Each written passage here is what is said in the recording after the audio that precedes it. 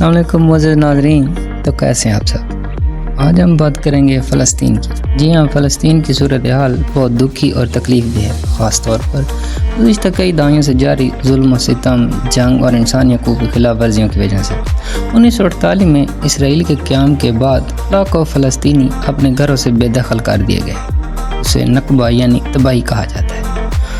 उस दिन से आज तक फ़लस्तीनी अपनी सरज़मीन से महरूम है। गज़ा पट्टी 2007 से मुसलसल इसराइली नाकाबंदी का शिकार है। वहाँ के लोग बिजली, पानी, खुराक और तबी सहूलियात की शदीद किल्लत का सामना करते हैं। हज़ारों फ़लस्तीनी बच्चे या तो शहीद हो चुके हैं, ज़ख्मी हुए हैं या नफसियाती मसाइल का शिकार हैं। जंग ज़दा इलाकों में उनका बचपन शदीद मुतासर हुआ है।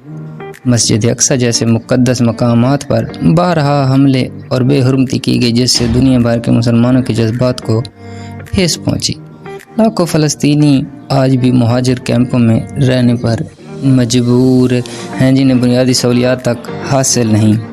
दुनिया की बड़ी ताकतें अक्सर फ़लस्तीनियों के साथ होने वाली ज़्यादती पर खामोश रहती हैं, जो इंसाफ के असूल को और मुश्किल बना देती हैं।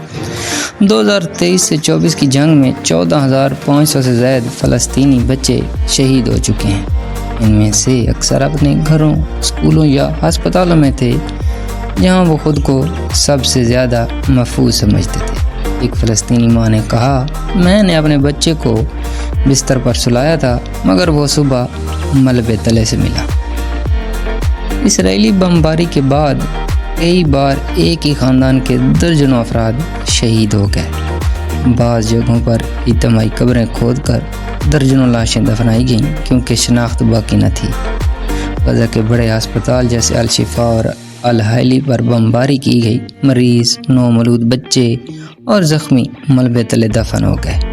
इनक्यूबेटर्स बंद हो गए, जहाँ बिजली न होने की वजह से कई बच्चे ज़िंदगी की जंग हार गए।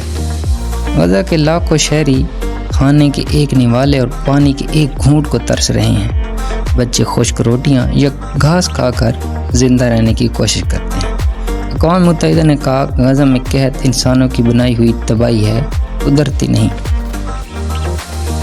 हज़ारों बच्चे तालीम छोड़कर या तो बेघर हो गए या शहीद हो चुके हैं। एक बच्ची ने कहा, हम किताबें पढ़ते थे, अब हम बम गिनते हैं। कई फ़लस्तीनी ख़ानदानों के तमाम अफराद शहीद हो चुके हैं। एक नाम, एक कबीला, एक नस्ल, सब कुछ मिट गया। कई ऐसे बच्चे जिनके वालिदैन, बहन, भाई सब मारे जा चुके हैं। इन बच्चों को अस्पताल में अकेला रोता हुआ पाया गया, कोई गले लगाने वाला भी न था। गज़ा की मौजूदा सूरत हाल इंतहाई संगीन और इंसानी अलमिया की अक्कासी करती है। इसराइल की जानिब से 7 अक्टूबर 2023 से जारी हमलों के नतीजों में गज़ा की पट्टी मुकम्मल तौर पर तबाही का शिकार हो चुकी है। अब तक 34,000 से ज़ायद फ़लस्तीनी शहीद हो चुके हैं, जिनमें 14,000 बच्चे और 9,000 ख़वातीन शामिल। ज़ख्मियों की तादाद 77,000 से तजावुज़ कर चुकी है। 75% फ़लस्तीनी नकल मकानी करने पर मजबूर हैं। इसराइली बमबारी में 3,80,000 से ज़ायद रिहायशी यूनिट्स और 412 तलीमी इदारे तबाह हो चुके हैं। गज़ा का मौसलाती निज़ाम मुकम्मल तौर पर तबाह हो चुका है, जिसके बायस दुनिया से राब्ता मुनक़ता हो गया। गज़ा के अस्पतालों में ज़ख्मियों की तादाद में बेपनाह इजाफ़ा हो चुका है और तबी सहूलियात